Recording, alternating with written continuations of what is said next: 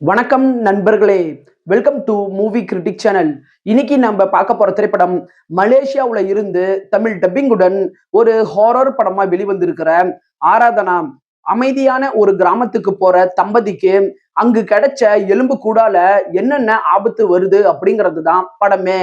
வாங்க ரிவ்யூக்குள்ள போலாம். படத்தோட கதை அப்படின்னு பார்த்தா, படத்துல மாயா அப்படிங்கிற ஒரு டாக்டர் இருக்கிறாங்க. அவங்களுடைய கணவர் பிரதீப் ஒரு புத்தக எழுத்தாளரா இருக்கிறாரு.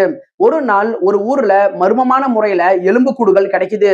இத தெரிஞ்சுக்கிட்ட பிரதீப் இத வச்சு புத்தகம் எழுதலாம் அப்படின்ட்டுன்னு அந்த விஷயங்களை தெரிஞ்சுக்கணும் அப்படிங்கிறதுக்காக தன் மனைவியோட சேர்ந்து அந்த ஊருக்கு போறாரு. அங்க போனதுக்கு அப்புறம் இவங்களை சுத்தி அமானுஷ்ய சம்பவங்கள் நடைபெற ஆரம்பிக்குது. அது மட்டும் இல்லாம பிரதீப் ஆராதனா அப்படிங்கிற ஒரு பெண்ணை பத்தி அவருக்கே தெரியாம ஒரு புத்தகம் எழுத ஆரம்பிக்கிறாரு. இதுக்கப்புறம் நடக்கிற அமானுஷ்ய சம்பவங்களுக்கு காரணம் என்ன, அந்த பேய்க்கான பிளாஷ்பேக் என்ன, கடைசியா இவங்க ரெண்டு பேத்துக்கும் என்னதான் ஆனிச்சு அப்படின்னு சொல்றதுதான் படத்தோட மீதி கதையே.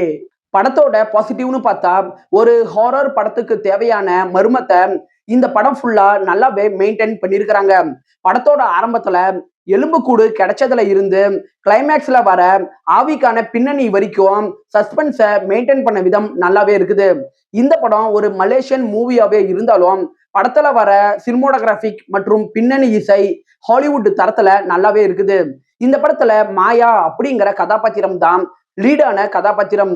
அந்த கதாபாத்திரத்துல நடிச்சவங்க நல்ல ஒரு யதார்த்தமான நடிப்பை நல்லாவே கொடுத்திருக்கிறாங்க. இந்த படம் 2 மணி நேரம் இருக்கக்கூடிய ஒரு படம். சோ குயிக்கா உங்களால பார்த்து முடிக்க முடியும். படத்தோட கடைசி 25 நிமிஷ காட்சிகள் நல்ல ஒரு கிரிப்பிங்கான ஸ்கிரீன் பிளேவை கொடுத்துச்சு. படத்துல ஆராதனா அப்படிங்கிற பெண்ணுக்கான பிளாஷ்பேக் காட்சிகள் வரும். அது படத்துல நல்லாவே இருந்துச்சு. படத்தோட குறைகள் அப்படின்னு பாத்தீங்கன்னா, இந்த படம் ஆரம்பிச்ச முதல் 45 நிமிஷம் வரைக்கும் கதாபாத்திரங்கள் என்னென்ன அப்படின்னு சொல்றதுக்கு எடுத்துக்கிட்டாங்க. அதை கொஞ்சம் கிறிஸ்பா கொண்டுட்டு வந்திருக்கலாம். படத்துல வர ஹாரர் காட்சிகள் ஜம்ஸ்கேர் அளவுக்கு இல்ல அப்படின்னு சொல்லலாம். படத்துல வர காமெடி காட்சிகள் கொஞ்ச நேரமே இருந்தாலும் அது பெருசா படத்துக்கு கை கொடுக்கல. நாம பல படங்கள்ல பார்த்த மாதிரி ஒருத்தர் உடம்புல ஆவி புகுந்துருது, அந்த ஆவி மத்தவங்களை பழி வாங்குது அப்படின்னு பழக்கப்பட்ட ஒரு கதை பாணியில தான் படம் மூவ் ஆகுது. படத்தோட கிளைமேக்ஸ கொஞ்சம் குழப்புற மாதிரி முடிச்சிருப்பாங்க. அதை கொஞ்சம் தெளிவா கொண்டுட்டு வந்திருக்கலாம்.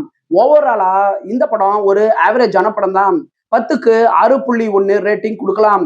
படத்துல அடல்ட் கண்டென்ட் கிடையாது, ஆனா ப்ரூட்டலான காட்சிகள் இருக்கு.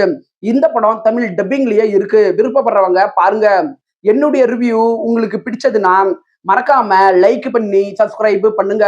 நான் அடுத்து போடக்கூடிய வீடியோஸ் மற்றும் ஷார்ட்ஸ் உங்களுக்கு உடனே வரும். உங்களோட கருத்துக்களை கமெண்ட்ல பதிவிட மறந்துடாதீங்க.